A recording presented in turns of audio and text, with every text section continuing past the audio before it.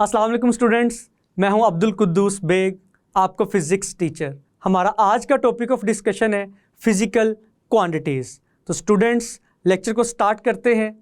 जी students, हमारा आज का टॉपिक ऑफ डिस्कशन है फिज़िकल क्वांटिटीज़। तो स्टूडेंट्स फिज़िकल क्वांटिटीज़ को स्टार्ट करते हैं इसकी डेफिनेशन से। स्टूडेंट्स हमारी रियल लाइफ में जितनी भी क्वांटिटीज़ हैं जिनको हम मेजर कर सकते हैं, that quantities are called physical quantities. तो फिजिकल क्वांटिटीज़ की डेफिनेशन क्या बनेगी? All measurable quantities are called physical quantities. लेकिन स्टूडेंट्स आपके माइंड में एक क्वेश्चन आना चाहिए, क्या कुछ ऐसी चीज़ें भी मौजूद हैं जिनको हम मेजर नहीं कर सकते? तो आपका ये क्वेश्चन बिल्कुल वैलिड है। कुछ ऐसी चीज़ें मौजूद हैं, फॉर एग्जाम्पल आप अपने पेरेंट्स को कहते हैं कि मामा या पापा मैं आपसे बहुत प्यार करता हूँ, लेकिन अगर आपसे पूछा जाए कि आप कितना प्यार करते हैं, लेकिन आप कहेंगे बहुत प्यार करता हूँ, इट मीन्स दैट कि यहाँ पे वर्ड बहुत को मेजर करने के लिए कोई इंस्ट्रूमेंट मौजूद नहीं है। सिमिलरली अगर आप कहते हैं कि मैं आपसे बहुत नफरत करता हूँ, तो सिमिलरली नफरत को भी मेजर करने के लिए कोई इंस्ट्रूमेंट मौजूद नहीं है। तो स्टूडेंट्स नतीजा ये निकला कि जितने भी इमोशंस हैं और फीलिंग्स हैं हम इनको मेजर नहीं कर सकते।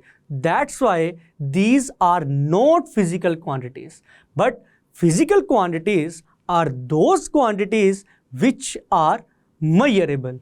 तो स्टूडेंट्स फिजिकल क्वांटिटीज को डिफाइन करने के बाद अब हम देखते हैं कि what are two common characteristics in any physical quantity, कि किसी भी फिजिकल क्वांटिटी में कौन सी ऐसी दो खसूसियात मुश्तरका होती हैं। तो students first thing is numerical magnitude and second thing is its unit in which that physical quantity is measured. Now what is the relationship between magnitude and unit? तो स्टूडेंट जैसा कि आपने देखा कि किसी भी फिजिकल क्वांटिटी को major किया जाए तो उसमें दो खसूसियात लाजमी होंगी, एक न्यूमेरिकल मैग्नीट्यूड और दूसरा यूनिट। फॉर एग्जाम्पल मैं कहता हूं किसी स्टूडेंट की हाइट है 102 सेंटीमीटर, 102 सेंटीमीटर, और अगर हम बाज़ार में जाते हैं, मैं कुछ शॉपिंग करता हूं, फॉर एग्जांपल मैं पोटैटोज़ को बाय करता हूं, तो पोटैटोज़ का मास है 5 kg। तो फर्स्ट एग्जांपल में 102 और सेकंड एग्जांपल में 5। तो स्टूडेंट्स एक एग्जांपल से इस चीज़ को समझने की कोशिश करते हैं। फॉर एग्जांपल मैं कहता हूं कि एक स्टूडेंट की हाइट है 102 सेंटीमीटर और एक स्टूडेंट का मास है 50 kg। तो दोनों एग्जाम्पल्स में 102 एंड 50 क्या है? Numerical magnitude, number, value. किसकी वैल्यू? फर्स्ट एग्जाम्पल में 102 लेंथ की वैल्यू है और सेकंड एग्जाम्पल में 50 मास की वैल्यू है। और अगर सेकंड थिंग देखी जाए, फर्स्ट एग्जाम्पल में सेंटीमीटर और सेकंड एग्जाम्पल में केजी क्या थे? These are the units in which length and mass are measured. तो स्टूडेंट्स आपने देखा कि किसी भी फिजिकल क्वांटिटी में न्यूमेरिकल मैग्नीट्यूड और यूनिट का होना बहुत ज़रूरी है। इसके बाद अगर देखा जाए कि what is the relationship between numerical magnitude and unit, तो याद रखिएगा students, numerical magnitude and unit both are inversely proportional to each other. It means that कि फॉर एग्जाम्पल मैं लेंथ को 3 किलोमीटर में रिप्रेजेंट करता हूं, तो आप देख सकते हैं magnitude is 3 but the unit is kilometre. लेकिन जैसे ही अगर मैं किलोमीटर को मीटर में कन्वर्ट करना चाहूं, तो जैसा कि हमें मालूम है there are 100 metres in 1 kilometre. तो when we change its unit from kilometre to metre, 3 kilometre becomes 3000 metres. तो स्टूडेंट्स आपने देखा कि 3 जो कि फर्स्ट एग्जाम्पल में नंबर था वो किस में कन्वर्ट हो गया? 3000 में, और यूनिट आपका किलोमीटर से किस में कन्वर्ट हो चुका है? मीटर में। तो अगर हमने यूनिट को डिक्रीज किया है तो न्यूमेरिकल मैग्नीट्यूड की वैल्यू क्या हो रही है? इंक्रीज हो रही है। तो याद रखिएगा students, numerical magnitude and unit both are inversely proportional to each other. तो स्टूडेंट्स इसके बाद अगर हम फिजिकल क्वांटिटीज़ की टाइप्स को डिस्कस करें, तो जैसा कि आपको मालूम है there are 2 types of physical quantities, base physical quantities and derived physical quantities.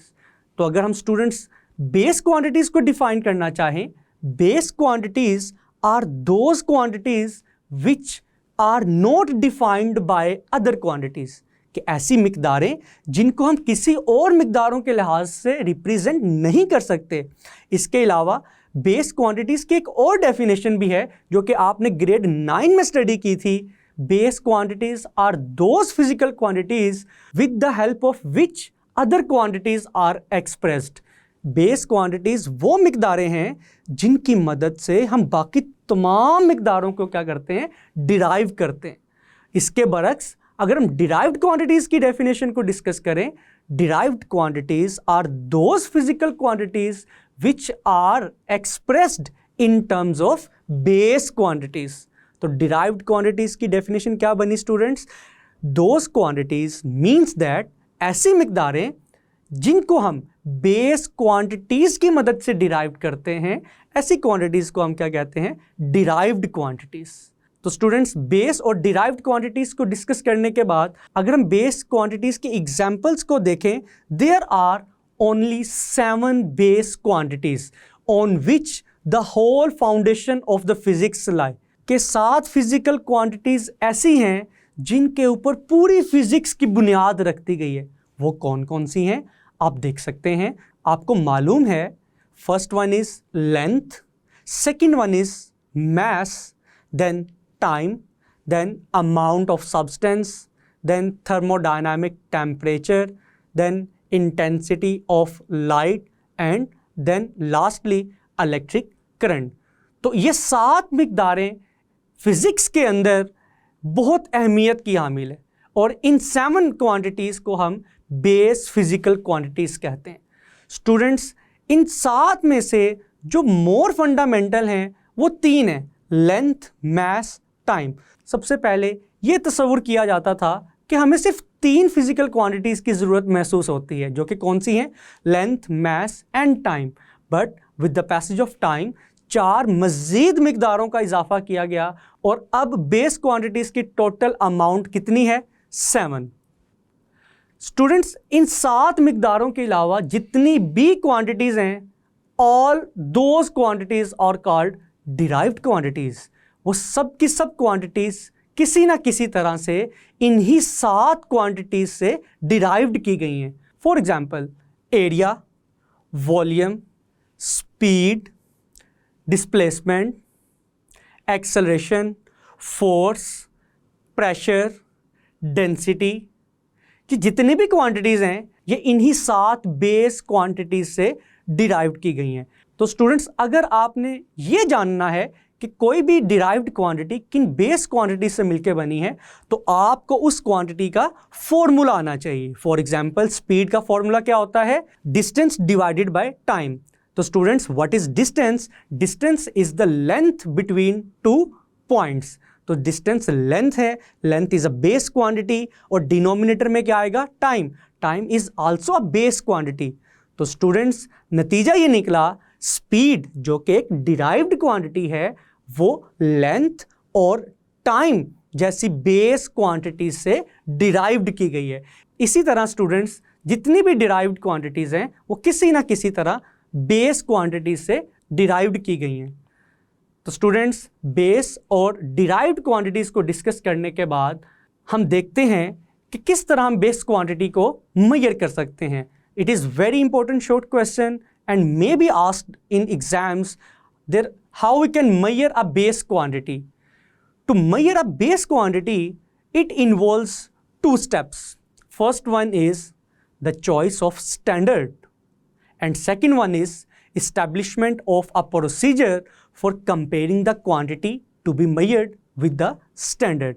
तो students, किसी भी base quantity को measure करने के लिए आप इन 2 steps को follow करेंगे। First one is the choice of a standard. किसी भी बेस क्वांटिटी को मेजर करने के लिए हम एक सबसे पहले स्टैंडर्ड एक मेयार बना लेते हैं। फॉर एग्जांपल, अगर मैथ्स की बात की जाए, अगर आप बाज़ार में वेजिटेबल्स बाय करने के लिए जाते हैं तो आप देखते हैं कि वो जो शॉपकीपर है वो उसके पास एक बीम बैलेंस होगा और वो एक तरफ कुछ नॉन मैसेज को रखता है जिनको हम बाट भी कहते हैं। तो स्टूडेंट्स, दोज बाट्स आर आवर स्टैंडर्ड। हमें मालूम है कि वो 1 kg बाट जैसे ही एक पॉट में रखेगा और अगर सेकंड पॉट में कुछ एप्पल्स या पोटैटोज रखे जा रहे हैं तो जैसे ही दोनों का लेवल बराबर होगा तो आपके उन एप्पल्स और पोटैटोज का मास भी कितना होगा 1 kg. That is mean by the standard. And students, the second step to measure a base quantity is establishment of a procedure. For example, आपने मास मेजर करना है लेकिन आपको ये मालूम नहीं कि मास को मेजर करने के लिए आप कौन सा मेथड यूज़ करेंगे. स्टूडेंट्स, किसी भी फिजिकल क्वांटिटी को मेजर करने के लिए एक प्रोसीजर डिफाइन किया गया है जिसको हम यूज़ करते हैं उस फिजिकल क्वांटिटी को मेजर करने के लिए. स्टूडेंट्स, हमने किसी भी बेस क्वांटिटी को मेजर करने के लिए दोनों स्टेप्स को डिस्कस कर लिया, लेकिन इसमें हमने एक वर्ड स्टैंडर्ड को डिस्कस किया है. लेकिन अगर आपसे पूछा जाए कि आइडियल स्टैंडर्ड क्या होगा, तो स्टूडेंट्स, आइडियल स्टैंडर्ड होने के लिए उस स्टैंडर्ड के अंदर 2 कैरेक्टरिस्टिक्स का होना बहुत ज़रूरी है. First one is it must be accessible. ये आसानी से दस्तयाब होना चाहिए. ये ना हो कि आप किसी ऐसी चीज़ को स्टैंडर्ड बना लें जो कि ईजीली अवेलेबल नहीं है. फॉर एग्जांपल, हम वो जो बार्ट जो कि अलॉयज़ के बनाए जाते हैं, अगर हम अलॉयज़ के अलावा उसको यूरेनियम का बना लें, अब आपको मालूम है कि यूरेनियम ईजीली हर कंट्री में अवेलेबल नहीं है, तो आप जो भी स्टैंडर्ड बनाएं it must be accessible, which means that it must be easily available. And second thing, which is very important, the standard should be invariable. Invariable means that it does not change with the passage of time. लेकिन students, इन दोनों conditions को 100% fulfil करना नामुमकिन है. तो इसीलिए ये बात याद रखिएगा, these two requirements are often incompatible and a compromise has to made between them. तो स्टूडेंट्स, फिजिकल क्वांटिटीज़ को ब्रीफली डिस्कस करने के बाद अब हम अपने नेक्स्ट टॉपिक की तरफ मूव करते हैं, which is international system of units. International system of units को स्टार्ट करने से पहले हमें ये मालूम होना चाहिए what is mean by the term unit. Unit का मतलब क्या है? तो स्टूडेंट्स, याद रखिएगा, unit is a definite and fixed standard which is used to measure any physical quantity. तो ये डेफिनेशन यूनिट की याद रखिएगा. इसके पास्ट में कौन से यूनिट्स इस्तेमाल होते थे? तो स्टूडेंट्स, कुछ यूनिट से आप बहुत फैमिलियर होंगे. For example, inch, foot and yard. These are the examples of imperial units और इंग्लिश यूनिट्स जो कि पास्ट में इस्तेमाल किए जाते थे. अगर मैं इनको डिफाइन करना चाहूँ तो स्टूडेंट्स, इंच जो कि हम डेली लाइफ में अभी भी कहीं ना कहीं इस्तेमाल करते हैं, तो पास्ट में एक स्टैंडर्ड बना लिया गया था कि किसी भी इंसान की फिंगर का इतना पोर्शन क्या होगा, इंच के इक्वल होगा. तो अगर हम फुट की बात करें तो फुट किसी भी एडल्ट इंसान, नॉर्मल एडल्ट इंसान के पाँव का जो साइज़ था उसको हम फुट कंसीडर करते थे. और अगर हम यार्ड की बात करें, yard is the distance when someone open it's arm, तो उसकी फिंगर से शोल्डर तक का जो डिस्टेंस है उसको हम क्या कहते थे, यार्ड कहते थे. लेकिन स्टूडेंट्स, इन यूनिट्स को इस्तेमाल करने का एक नुकसान है. इन यूनिट्स की मदद से हम किसी का भी इस्तेहसाल कर सकते हैं. फॉर एग्जांपल, अगर मेरी कपड़े की दुकान है और मैं उस कपड़े को सेल करने के लिए एक छोटे बच्चे को रख लेता हूँ और जिसका यार्ड का डिस्टेंस भी क्या होगा, बहुत कम होगा, तो that's why these units are not popular today. तो आज के दौर में हम किन यूनिट्स को इस्तेमाल करते हैं? That units are called international system of units. तो स्टूडेंट्स, अब हम इंटरनेशनल सिस्टम ऑफ यूनिट्स को डिफाइन करते हैं. तो स्टूडेंट्स, इन्हीं कम्प्लेक्सिटीज़ को दूर करने के लिए 1960 में पेरिस के अंदर दुनिया भर के साइंटिस्ट की एक मीटिंग हुई. इस मीटिंग में स्टूडेंट्स, साइंटिस्ट ने कुछ यूनिट्स को डिफाइन कर दिया. जिस तरह लेंथ का यूनिट मीटर कंसीडर किया जाता है, मास का यूनिट किलोग्राम कंसीडर किया जाता है. स्टूडेंट्स, 1960 में जो सिस्टम डेवलप किया गया यूनिट्स का, उस सिस्टम को हम क्या कहते हैं? International system of units. लेकिन कुछ एक्सेप्शंस अभी भी मौजूद हैं.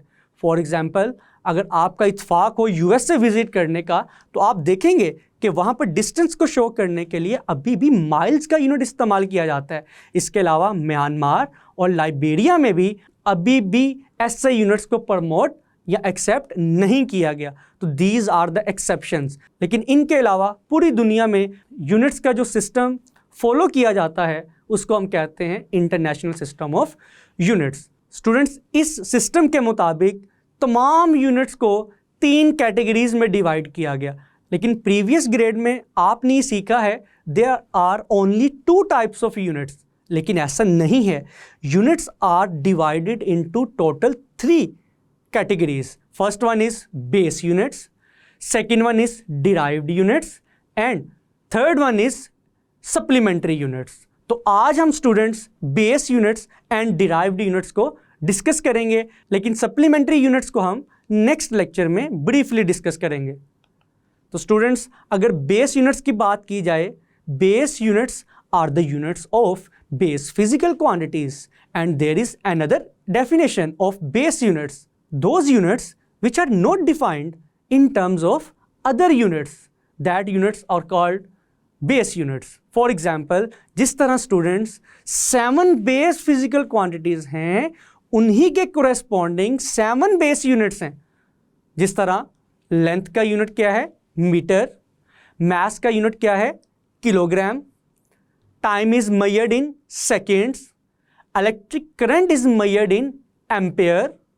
amount of substance is measured in mole, thermodynamic temperature is measured in Kelvin, लेकिन हम टेम्परेचर को मेजर करने के लिए डिग्री सेंटीग्रेड और डिग्री फ़ारेनहाइट का यूनिट भी इस्तेमाल करते हैं, लेकिन थर्मोडायनामिक टेम्परेचर का जो ऐसा यूनिट है means the unit of temperature according to system international is kelvin.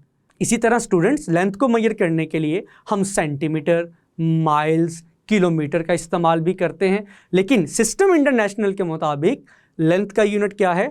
Metre. और आखिर में इंटेंसिटी ऑफ लाइट का ऐसा यूनिट क्या है? कैंडेला। स्टूडेंट्स, अभी हमने 7 बेस फिजिकल क्वांटिटीज के 7 बेस यूनिट्स को डिस्कस किए।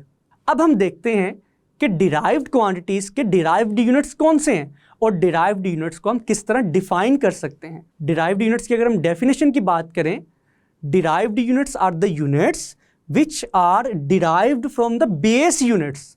ऐसे यूनिट्स जिनको हम बेस यूनिट से डिराइव्ड करते हैं उनको हम क्या कहते हैं? डिराइव्ड यूनिट्स कहते हैं, या फिर the units of derived physical quantities are called derived units. For example, अगर एरिया के यूनिट की बात की जाए, the unit of area is meter square, the unit of volume is meter cube। Speed और वेलोसिटी को हम किस में मेजर करते हैं? Metre per second. सिमिलरली, अगर एक्सेलरेशन या ग्रेविटेशनल एक्सेलरेशन की बात की जाए, it is measured in metre per second square. Students, force, tension, weight की बात की जाए, जो कि ये तीनों डिराइव्ड क्वांटिटीज हैं, इन तीनों का यूनिट क्या है? Newton. Work, torque, energy, kinetic energy, potential energy, यहाँ तक कि एनर्जी के किसी भी टाइप को डिस्कस किया जाए, इन तमाम डिराइव्ड क्वांटिटीज का यूनिट क्या है? जूल, जिसको जाउल भी रीड किया जाता है। पावर के यूनिट की बात की जाए, power is measured in watt, pressure is measured in pascal which is equal to newton per metre square, and lastly charge is measured in coulomb.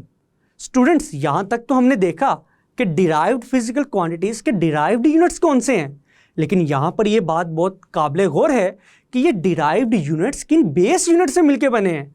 तो इस चीज़ को देखने के लिए हम चलते हैं लाइट बोर्ड की तरफ। जी स्टूडेंट्स, अभी हमने डिस्कस किया कि डिराइव्ड क्वांटिटीज़ के जो यूनिट्स हैं उनको डिराइव्ड यूनिट्स कहते हैं, और डिराइव्ड क्वांटिटीज़ की कुछ एग्जाम्पल्स को हमने डिस्कस किया, और हमने ये देखा कि फॉर एग्जाम्पल एरिया का यूनिट क्या था? Metre square. वॉल्यूम का यूनिट क्या था? Metre cube. सिमिलरली स्पीड के यूनिट को डिस्कस किया, एक्सेलरेशन के यूनिट को डिस्कस किया, और रिमेनिंग डिराइव्ड क्वांटिटीज़ के यूनिट्स को भी हमने डिस्कस किया है। लेकिन अब हमने देखना ही है कि these derived units are derived from which base units. For example, सबसे पहले हम यूनिट्स लिख लेते हैं। Again, the unit of area is metre square, the derived unit of volume is cubic meter or meter cube, the unit of speed and velocity is meter per second,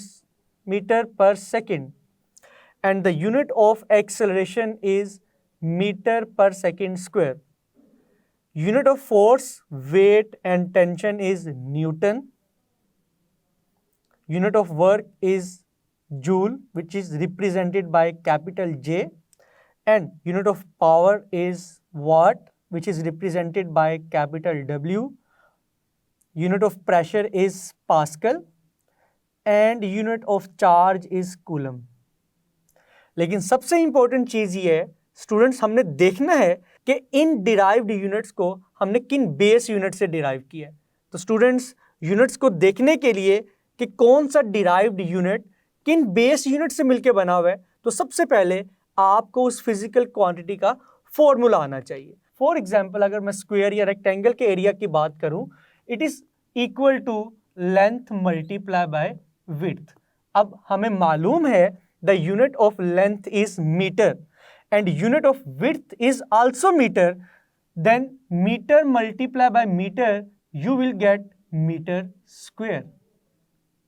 This is very simple example कि area का unit metre square किन base unit से मिलके बना है, it is also derived from metre. Similarly अगर मैं volume की बात करूं, the formula of volume of a cube, simple example consider की जाए तो volume of a cube is equal to, और cuboid is equal to length multiply by width multiply by height. All these three lengths are measured in meter. Therefore, meter multiply by meter multiply by meter, आप देखेंगे कि volume का unit क्या बना, cubic metre और metre cube, which is written here. अगर further थोड़ी सी कम्प्लेक्स एग्जाम्पल को डिस्कस करें, स्पीड और वेलोसिटी, तो स्टूडेंट्स जब हमने डिराइव्ड क्वांटिटीज को डिस्कस किया तो हमने ये देखा था कि स्पीड जो कि एक डिराइव्ड क्वांटिटी है, ये किन बेस क्वांटिटी से मिलकर बनी है। तो उसके लिए हमने सबसे पहले स्पीड का फॉर्मूला लिखा था, speed is equal to distance divided by time.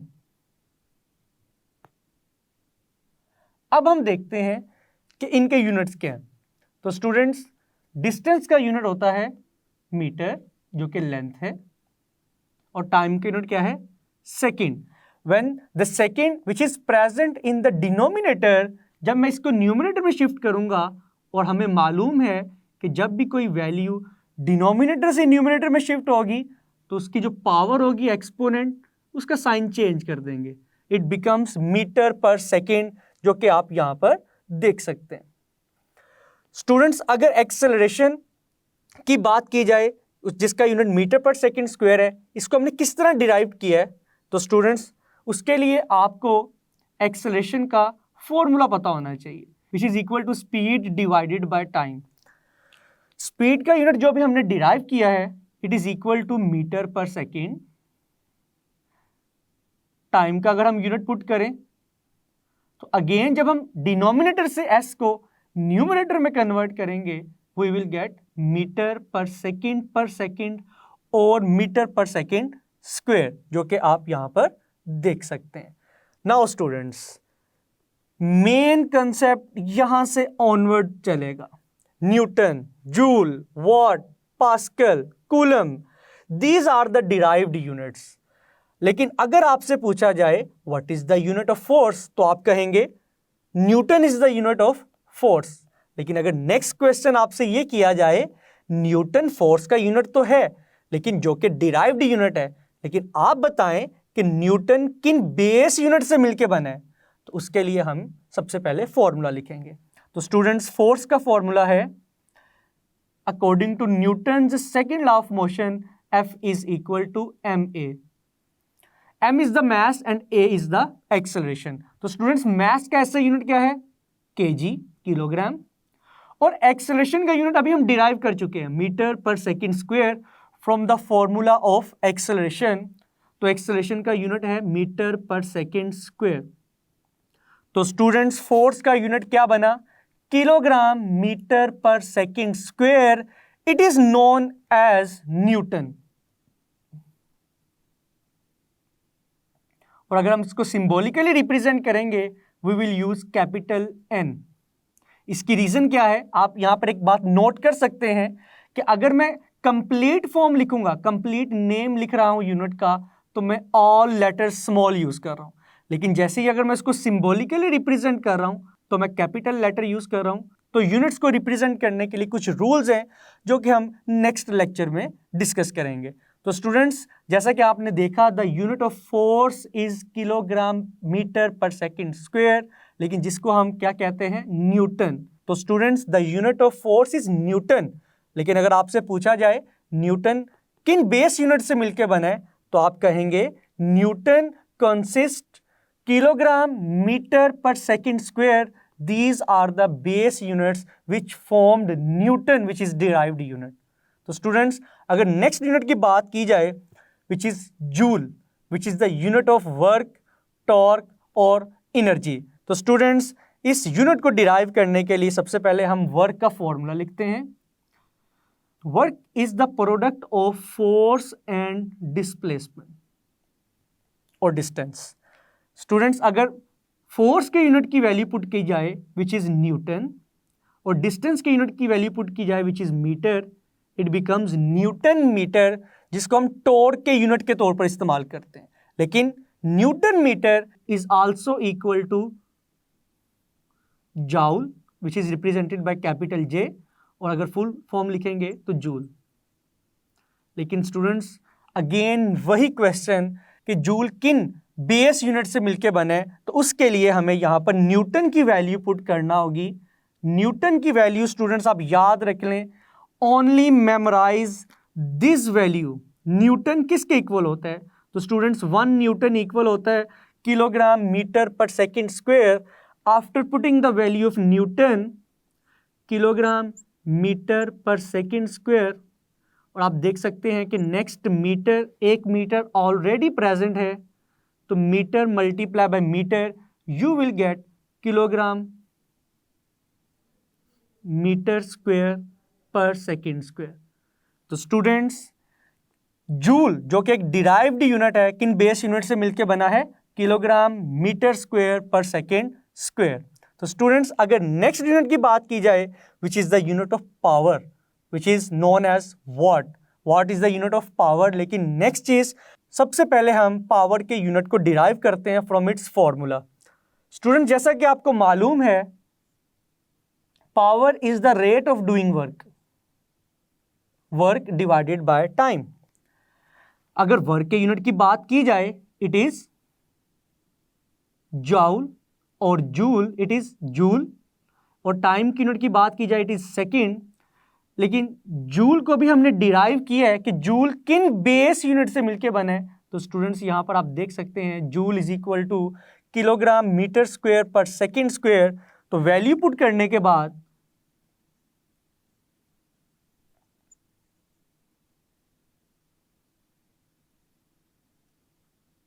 आप देख सकते हैं कि डिनोमिनेटर में एस जब न्यूमरेटर में शिफ्ट होगा it becomes kilogram metre square per second cube. तो स्टूडेंट्स अगर आपसे पूछा जाए कि पावर का यूनिट वॉट है, लेकिन वॉट किन बेस यूनिट से मिलकर बना है, तो स्टूडेंट्स आप कहेंगे what is equal to kilogram metre square per second cube. तो सेकंड लास्ट अगर यूनिट की बात की जाए विच इज प्रेशर, तो स्टूडेंट्स प्रेशर के यूनिट को डिराइव करने से पहले सबसे पहले अगेन हम उसका फॉर्मूला लिखेंगे which is equal to force per unit area. अब हमें मालूम है the unit of force is newton and newton is equal to kilogram metre per second square, and area का यूनिट हमने क्या डिराइव किया था, metre square. After putting the value of unit of area, तो आप देख सकते हैं 1 मीटर मीटर से कैंसल्ड आउट होगा। आफ्टर कैंसलेशन रिमेनिंग मीटर जो कि डिनोमिनेटर में है, जब हम इसको न्यूमरेटर में शिफ्ट करेंगे इसकी पावर क्या होगी, एक्सपोनेंट -1 होगा। That's why we use the unit of pressure which is equal to pascal, but in terms of base units it is equal to, तो स्टूडेंट्स पावर का unit in terms of base units क्या है, kilogram per metre per second square, इसको हम क्या कहते हैं, pascal. तो स्टूडेंट्स पास्कल को हम एक और तरह से रिप्रेजेंट करते हैं, फोर्स का यूनिट क्या है, न्यूटन, एरिया का यूनिट क्या है, metre square. It is also written as newton per metre square, जिसको हम पास्कल कहते हैं। लेकिन अगर आपसे कहा जाए कि पास्कल किन बेस यूनिट से डिराइव किया गया है, it is equal to kilogram per metre per second square. Last unit जो कि हमारा डिराइव्ड यूनिट है, इट इज कूलम। लेकिन ये किस डिराइव्ड क्वांटिटी का है? चार्ज। लेट्स सी, देखते हैं कि चार्ज किन बेस यूनिट से मिलके बने। कोई ऐसा फॉर्मूला जो आपके माइंड में आ रहा हो जो कि चार्ज और करंट को कोरिलेट करे। It is equal to, current is equal to rate of flow of charges.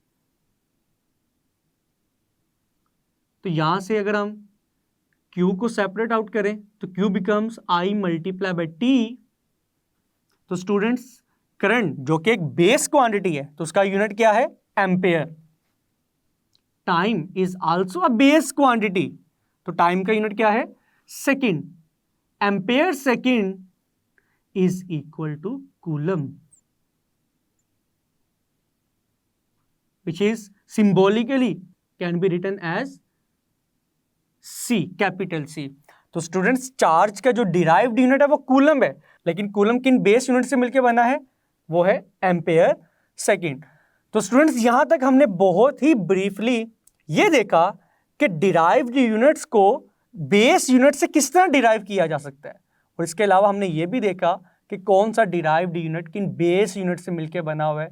तो अगर आपको मेमोराइज करने में थोड़ी सी डिफिकल्टी का सामना है तो बिल्कुल भी घबराने की ज़रूरत नहीं है। जस्ट उस फिजिकल क्वांटिटी का फॉर्मूला याद कर लें, अगर आपको फॉर्मूला याद है, और एक और वैल्यू याद कर लें जो कि न्यूटन की है। न्यूटन किसके इक्वल है? किन बेस यूनिट्स के इक्वल है? Kilogram metre per second square. With the help of this technique आप किसी भी डिराइव्ड क्वांटिटी के यूनिट को एक्सप्लेन कर सकते हैं इन टर्म्स ऑफ बेस यूनिट्स। तो स्टूडेंट्स, एमसीक्यूज में, ऑब्जेक्टिव में आपसे ये पूछा जा सकता है what is the unit of force but in terms of base units. अब वो आपसे न्यूटन के बारे में नहीं पूछ रहा, बल्कि अब वो आपसे kilogram metre per second square के बारे में पूछ रहा है। सिमिलरली, अगर आपसे पूछा जाए what is the unit of work, तो आप न्यूटन मीटर भी माइंड में रख सकते हैं, आप जूल भी रख सकते हैं। लेकिन अगर आपसे पूछा जाए what is the unit of work in terms of base units, तो आप सिर्फ और सिर्फ किसकी बात करेंगे? किलोग्राम मीटर स्क्वायर पर सेकेंड स्क्वायर। तो स्टूडेंट्स, यहां तक डिराइव्ड यूनिट्स का टॉपिक हमने कंप्लीट किया है। इसमें एक बात याद रखने वाली ये भी है, आपके माइंड में एक और क्वेश्चन आएगा कि सर, कूलम जो कि किसका यूनिट है? चार्ज का।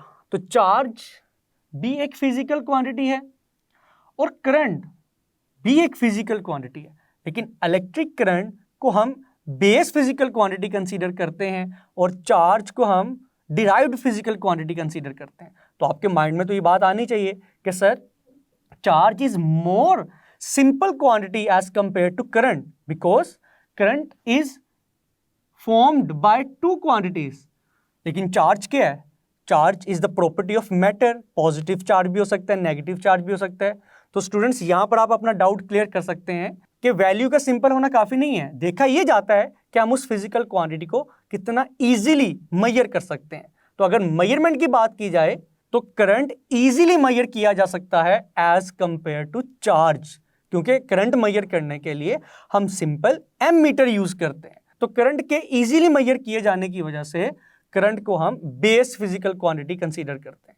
जी स्टूडेंट्स, मैं उम्मीद करता हूं कि आज का लेक्चर आपको बहुत अच्छे से समझ आया होगा। मिलते हैं नेक्स्ट लेक्चर में, तब तक के लिए अपना ख्याल रखिएगा। अल्लाह हाफिज़।